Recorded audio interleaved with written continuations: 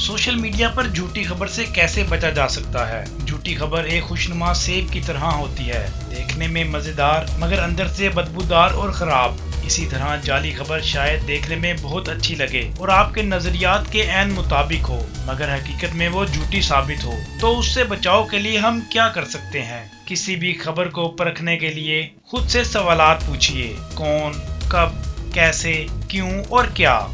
ये खबर क्या है? क्या जिस वेबसाइट का लिंक दिया जा रहा है वो इतबार के काबिल है? जिस चैनल का नाम दिखाया जा रहा है उसकी वेबसाइट पर जाकर देखें। अगर कोई नई वेबसाइट का लिंक है तो अच्छी तरह से दीगर खबरों को भी खंगालें। अपनी पसंद नापसंद को पसे-पुश डालकर हकीकत को जानने की कोशिश कीजिए। किसी भी खबर को 2-3 जगह से क्रॉस चेक जरूर कीजिए और किसी भी खबर या वीडियो की टाइमिंग को हमेशा मद्देनजर रखें। कोई फिरका वारियत या फिर नफरत को तो नहीं फैलाना चाह रहा?